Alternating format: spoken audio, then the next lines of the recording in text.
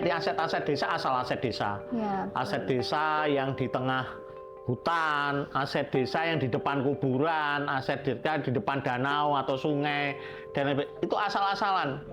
Biar apa tujuannya? Dananya turun. Aslinya kalau belum siap ya jangan dilaksanakan.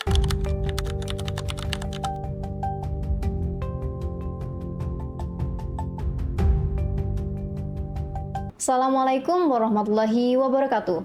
Shalom, Om Swastiastu, Namo Buddhaya, Salam Kebajikan, Rahayu, Merdeka. Perkenalkan, nama saya Nurul Hidayati. Saya di sini sebagai host untuk podcast perdana dari DPC GMNI Kabupaten Malang. Di sini saya ingin berterima kasih kepada seluruh kader se-Kabupaten Malang yang telah mendukung terlaksananya acara pada hari ini.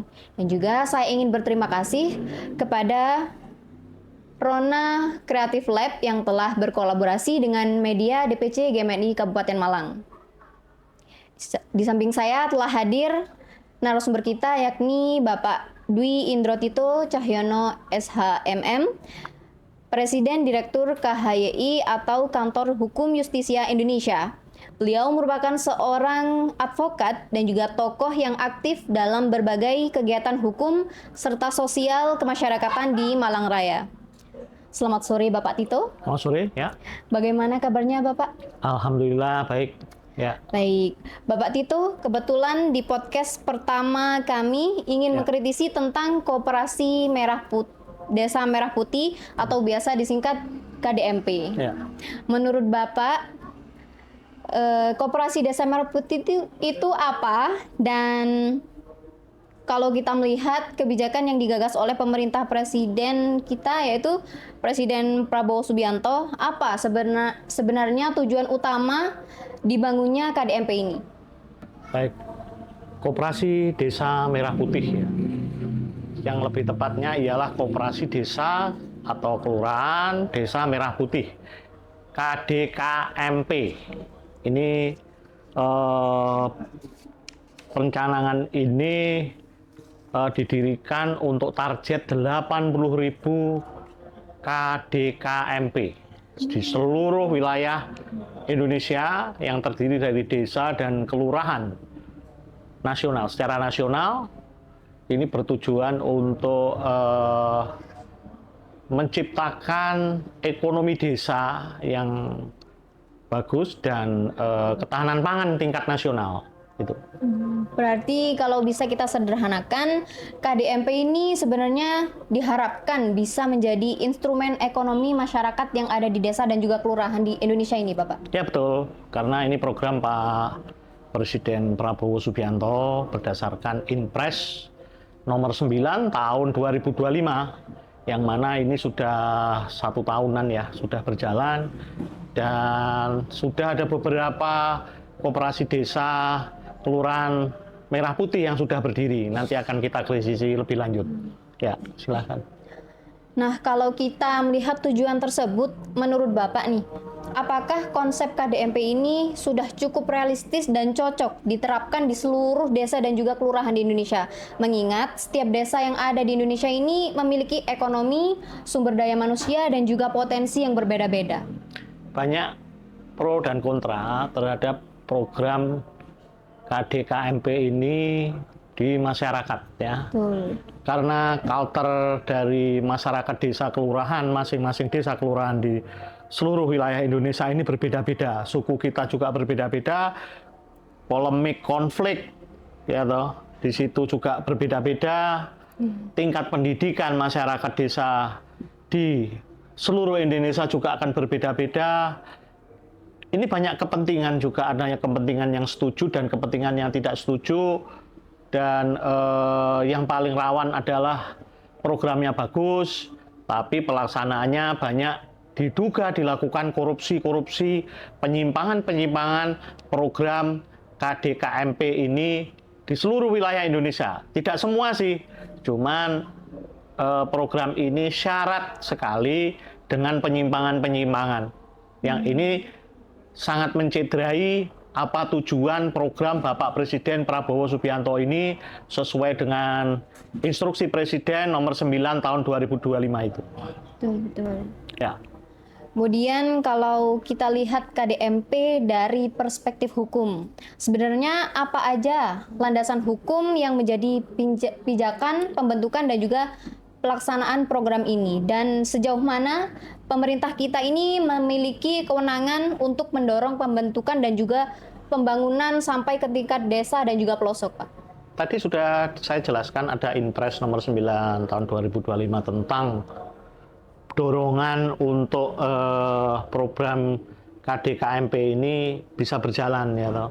Selain itu ada aturan-aturan di dalam Undang-Undang Koperasi, terus Undang-Undang Dasar 45 Pasal 33 yang ini selalu didengungkan oleh program KDKMP ini, yang mana Pasal 33 itu bumi, air, dan kekayaan ini dipelihara oleh negara dan digunakan untuk sebesar-besarnya kepentingan masyarakat. Ini yang selalu didengung-dengungkan. Di situ ada PP, peraturan undang-undang, undang-undang koperasi, ya toh. Dan selain itu ada beberapa kementerian yang mendorong atau mengurusi permasalahan KDKMP ini agar berjalan lancar, seperti Kementerian Koperasi, Kementerian Desa, BUMN, dan lain sebagainya. Ini yang mendorong. Sebetulnya ini bagus sekali sih program ini kalau menurut saya, karena ini membangun pertumbuhan perekonomian di desa dan ketahanan pangan nasional benar. Kalau benar-benar diterapkan. Namun dalam pelaksanaannya saya banyak melihat sendiri dengan mata kepala saya sendiri sebagai seorang praktisi, juga penggiat sosial di masyarakat, khususnya di Kabupaten Malang ya. Di sini saya lihat banyak sekali berdirinya KDKMP ini, mau berdiri aja sudah ada titik-titik korupsi yang dilakukan. Ya ini, dan anehnya lagi, kenapa ada militer di belakang ini? Ini yang patut jadi catatan. Kenapa sih kok nggak sipil aja yang dipercayakan? Di sini ada pemerintah kabupaten, ada sinergi dengan kementerian. Di kementerian terkait itu nggak ada istilahnya aturan juga yang mengharuskan dari militer itu untuk berkecimpung atau ikut-ikutan dalam program KDKMP ini. Kita lihat sekarang selalu di situ ada kekuatan militer untuk mengawasi dan lain sebagainya. Nah, apakah dijamin ketika sudah ada kekuatan militer yang istilahnya mengawasi dan ini aman dari penyimpangan atau korupsi? Apa tidak sebaliknya juga? Ini yang patut nanti kita bedah lagi ya tentang penerapan KDKMP ini biar benar gitu loh. Karena tujuannya atau manfaatnya sangat positif sekali bagi masyarakat. Ini yang harus kita perjuangkan dan kita awasi. Sebetulnya pengawasan ini tidak hanya pengawasan bagi APH untuk mengawasi KDKMP ini, tapi ialah masyarakat juga harus tahu. Masyarakat harus tahu, rata-rata masyarakat ini minim sekali penjelasan bagi pemerintah untuk KDKMP ini. Betul. Masyarakat itu tahunya, oh, Koperasi Desa Merah Putih ada. Oh, Koperasi Desa Merah Putih ini belum berjalan, cuma berdiri bangunannya. Ada apa cuma berdiri bangunannya? Ada apa bangunannya yang selalu kadang tidak tepat? Seperti kita lihat sekarang banyak sekali di medsos juga sudah banyak video-video yang menyatakan KDKMP ini berdiri di kolam renang atau di depan kuburan atau di tengah hutan dan lain sebagainya. Kalau sudah seperti itu, apakah itu sudah tepat?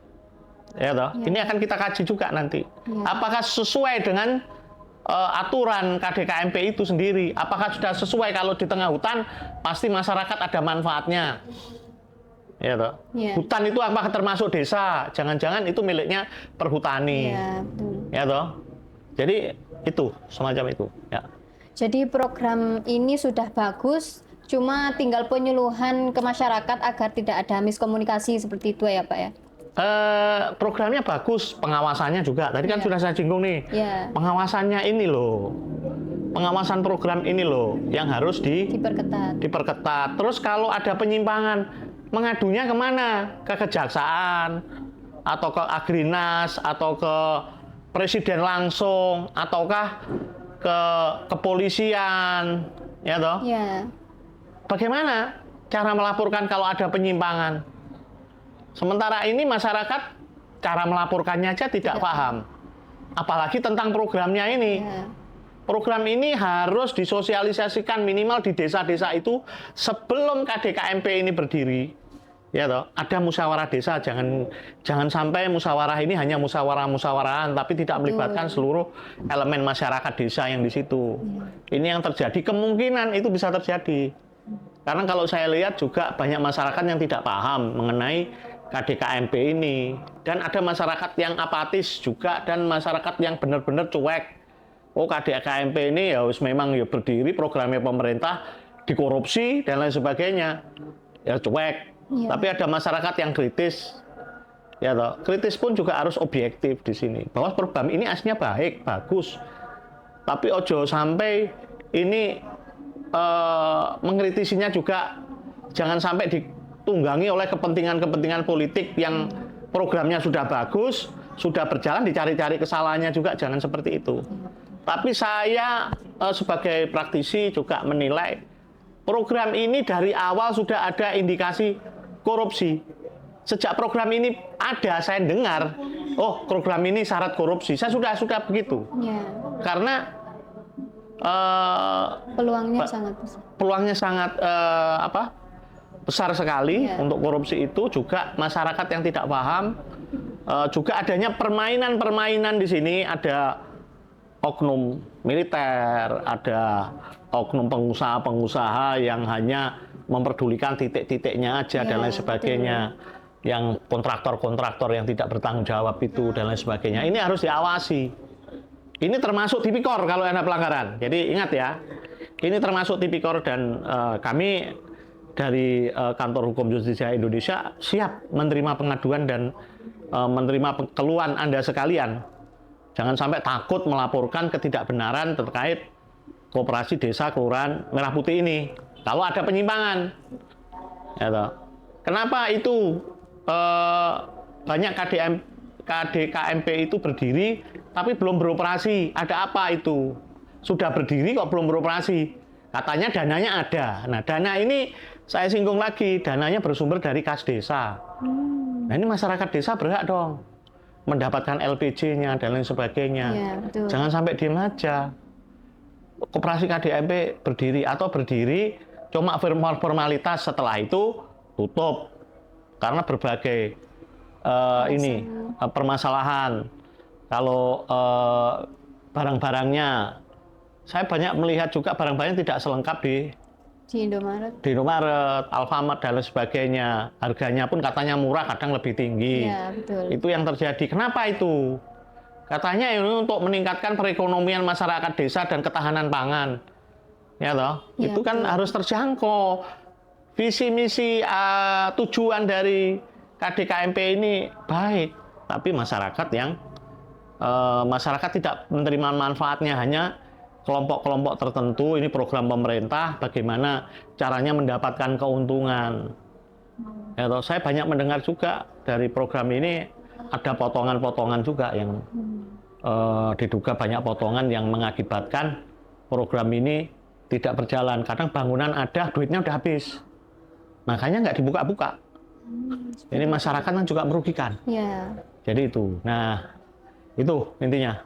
Tadi disinggung sama Pak Tito tentang pendanaan ini berasal dari kas desa. Ini ada perumpamaan Pak, kalau kemudian ada sebuah desa atau kelurahan secara kondisi sosial maupun ekonominya ini merasa belum siap untuk menjalankan KDKMP ini, apakah secara hukum desa ini memiliki hak untuk menolak atau menunda, atau pembentukan KDKMP ini sifatnya wajib? Baik, tadi sudah saya bicarakan mengenai ini juga terkait dengan boleh nggak melaksanakan, atau bagaimana kalau di desa itu belum siap dan lain sebagainya. Tapi yang jelas program ini bagus dan harus dilaksanakan sebetulnya. Kalau memang pelaksanaannya benar. Nah, perlu ditegaskan lagi, tidak boleh dipaksakan program ini ketika desa atau kelurahan itu belum siap. Ini normatifnya loh ya. Ya. Belum siap itu belum siap apa? Asetnya. Betul. Tempat asetnya ini, aset di desa itu ada nggak yang tempatnya benar-benar cocok untuk dibangun, ya toh, KDKMP ini. Kan banyak di aset-aset desa, asal aset desa. Ya, Aset desa yang di tengah hutan, aset desa yang di depan kuburan, aset desa di depan danau atau sungai, dan itu asal-asalan. Biar apa tujuannya? Dananya turun. Aslinya kalau belum siap ya jangan dilaksanakan, jangan asal-asalan, terus dananya biar turun dan lain sebagainya. Banyak dikritisi itu. Aset desanya, bener aset desa, ya toh? Tapi tempatnya yang tidak representatif. Ini yang patut dijadikan catatan. Buat apa bangun koperasi desa Merah Putih, tapi tempatnya yang tidak representatif. Ya toh. Betul. Memang kalau dibangun di kuburan, di depan kuburan, yang beli kuntilanak dan pocong dan lain sebagainya. Ini juga sebagai catatan. Karena KDMP ini seperti tadi sudah saya katakan, 80.000 targetnya dan meningkatkan perekonomian masyarakat desa dan ketahanan pangan secara nasional, itu harus benar-benar ditargetkan. Desanya udah siap belum? Masyarakatnya udah siap belum? Asetnya udah siap belum? Karena perlu dicatat, aset desa ini hanya sifatnya sewa. Nah, tentang bangunannya itu permanen atau semi permanen atau asal-asalan, itu juga patut sudah sesuai dengan RAB-nya. Ya. Kontraktornya ini sudah sesuai enggak? Karena saya mendengar-dengar loh ya, ada potongan-potongan yang menjadikan bangunan itu juga asal-asalan. Mungkin nanti kalau bangunan asal-asalan nggak sampai 5 tahun, 3 tahun bangunan itu sudah rusak. Dan lain sebagainya. Siapa yang rugi? Ya negara juga yang rugi toh. Oh iya. Betul. Desa yang rugi juga toh. Kan begitu. Ya. Nah, patut dicatat, saya ulangi lagi, tergantung kesiapannya sebetulnya di desa itu. Jangan memaksakan diri. Betul. Jangan asal dananya turun, pokoknya turun, itu merugikan negara. Dari tempat yang salah aja itu bisa menimbulkan kerugian negara. Tipikor yang terjadi. Sekali lagi, laporkan ketika ada penyimpangan seperti itu. Jangan diam aja masyarakat. Harus berani speak up. Harus berani. Karena sudah penyimpangan, ini merugikan keuangan negara. Dan tujuannya programnya ini biar benar-benar dijalankan. Jangan asal turun duitnya negara aja, ya loh. Itu yang terjadi, ya. Jadi seperti itu. Kalau kemudian dalam praktiknya sebuah KDKMP ini mengalami kerugian atau bahkan gagal dijalankan usahanya, bagaimana konsekuensi hukum yang akan berjalan dan siapa yang kemudian menanggung kerugian tersebut?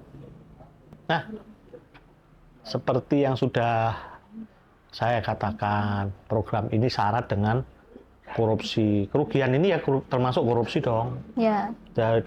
Dinilai dari kan ini keuangannya keuangan negara. Dana-dananya ialah dana-dana desa ya, yang patut harus dipertanggungjawabkan karena sumbernya dari keuangan negara. Kalau ada penyimpangan di situ, siapa yang melakukan penyimpangan? Ya manajernya siapa? Ya toh, manajer katanya sudah dilatih juga itu secara militer di suatu tempat yang notabene mempunyai kedisiplinan tingkat tinggi. Ya, terapkan kedisiplinan itu dalam pelaksanaan apa ini namanya? Pengelolaan. Bukan, pelaksanaan KDKMP itu yang bersih, kontabil, intinya benar-benar dilaksanakan dengan baik. Ya. Selanjutnya perlu menjadi catatan ya, kalau ada penyimpangan, sekali lagi masyarakat jangan segan-segan untuk melaporkan dan mencatat penyimpangan itu apa. Di sisi bangunannya tidak sesuai dengan speknya, di sisi dari tempatnya, di sisi dari nilai sewanya jangan-jangan di-up-kan. Karena ada batasnya itu pasti aturannya. Sewa untuk setahun sekian. Ya toh, tadi sudah bangunan, sewanya. Tentang pelaksanaan anggarannya KDKMP itu. Ya toh. Ya. Tentang harga juga. Benar-benar nggak harga ini juga harga barang-barang yang untuk jual beli itu benar-benar sesuai nggak? Apakah lebih murah, apakah lebih mahal? Potensi lebih mahal ya potensi penyimpangan juga dong. Itu juga patut dicermati juga, dan kalau ada penyimpangan ya sekali lagi laporkan ke APH ya, ke APH, nanti dibimbing oleh ahli-ahli hukum atau praktisi hukum atau LSM dan lain sebagainya untuk melaporkan. Saya belum mendengar juga di KDKMP ini sudah diproses hukum yang kaitan di desa atau kelurahan. Mungkin belum terlalu berdampak karena masih berbaru ya, baru 1 tahun. Tapi kelihatan gelagat-gelagatnya sih sudah ada. Ya. Itu ya. Kalau kita tarik persoalan ini ke Kabupaten Malang, menurut Bapak apa tantangan terbesar yang mungkin dihadapi desa-desa atau kelurahan di Kabupaten Malang dalam menjalankan KDKMP ini, Pak? Tantangannya. Tantangan terbesar, yang paling terbesar ialah mentalitas.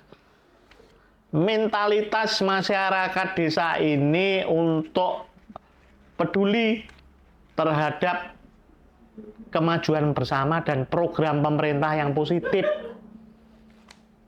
Kalau dari awal program pemerintah ini sudah dilihat dari sisi keuntungan yang sifatnya materi, ya toh, yang sifatnya materi, ini pasti rawan penyimpangan-penyimpangan. Mentalitas ya yang utama itu. Kedua, penyerapan informasi tentang program KDKMP ini terhadap masyarakat, sosialisasi pemerintah, instansi terkait dengan penyuluhan atau penjabaran program pemerintah secara nasional ini di masing-masing desa. Yang ketiga adalah transparansi. Transparansi. Jangan juga transparansi ini disalahartikan dalam arti seperti kong kali kong di belakangnya untuk bagi-bagi keuntungan dan lain sebagainya. Dan laporan formalitas terhadap masyarakat ini hanya sifatnya formalitas, yang mana di situ banyak sekali penyimpangan-penyimpangan pembukuan. Yang keempat, jangan sampai ada nepotisme, kelompok etok sindikawe dan lain sebagainya untuk menjadi manajer koperasi, untuk menjadi karyawan koperasi Desa Merah Putih. Ini orang-orang tertentu yang tidak mempunyai kapabilitas. Ya toh, saya pikir banyak karang taruna desa-desa ini yang kelurahan ini banyak yang punyai orang-orang yang punya kapabilitas. Jangan sampai koncoisme dan lain sebagainya itu yang menjadikan tidak profesional dalam pelaksanaan program ini. Biasanya ada kata orang dalam seperti itu. Nah, seperti itu. Nah, ini jangan sampai orang dalam sudah baik, orang dalam kapabilitasnya punya, tapi tetap orang dalam nanti menimbulkan kecemburuan sosial juga. Lebih baik diflorkan di masyarakat. Jadi mempunyai kesempatan yang sama dan menikmati program ini. Positif kok ini. Juga menyerap tenaga kerja dari masyarakat desa. Itu jadi meminimalisir penganggurannya. Itu banyak sekali.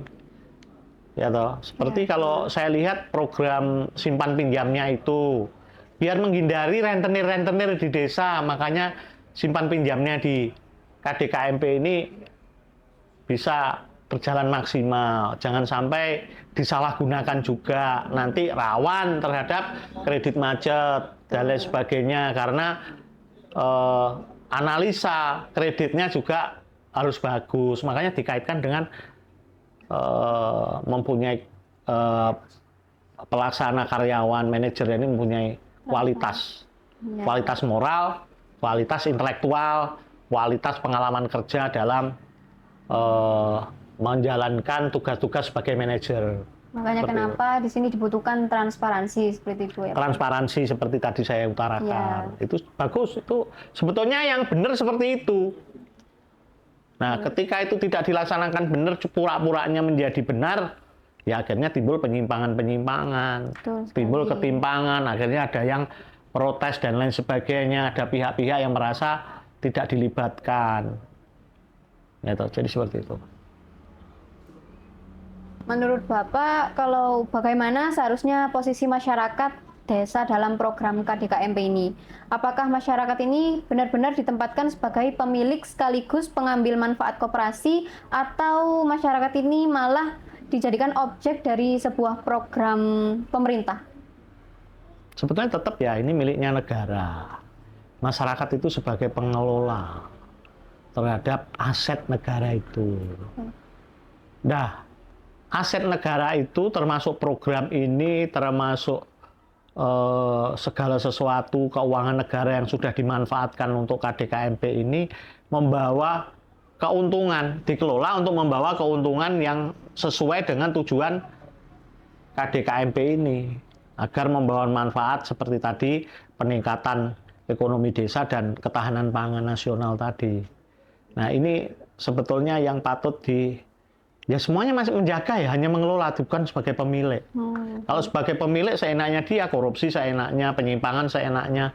Betul. Ini milik negara yang harus dikelola untuk memberikan manfaat dan menjadi besar KDKMP ini. Kalau benar-benar dilakukan ini loh, luar biasa Betul. program ini. Sekali.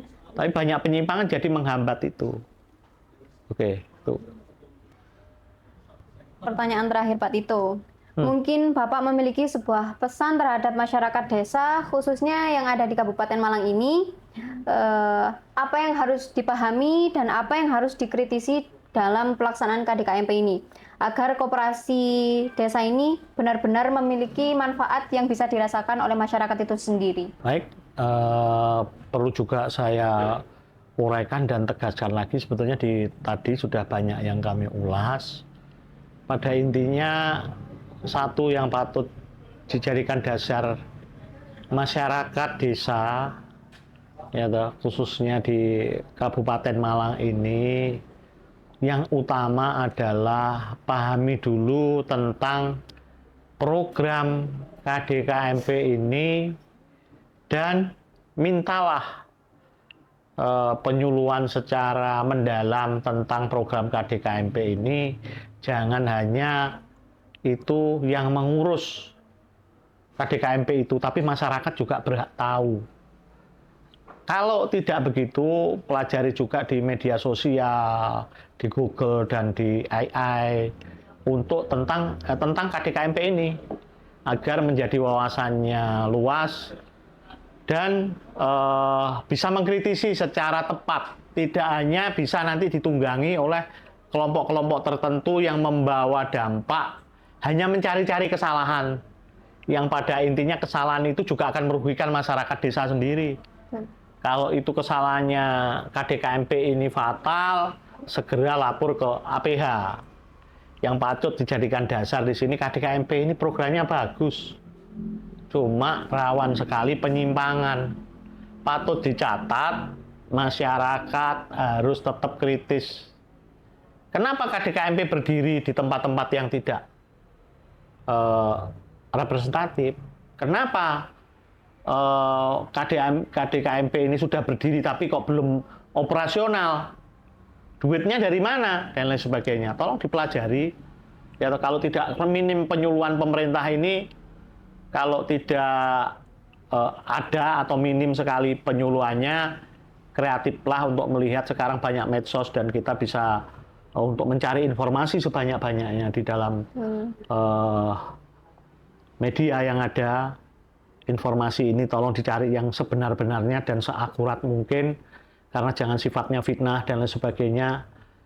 Itu pasti APH akan memprosesnya, karena ini program masih 1 tahun.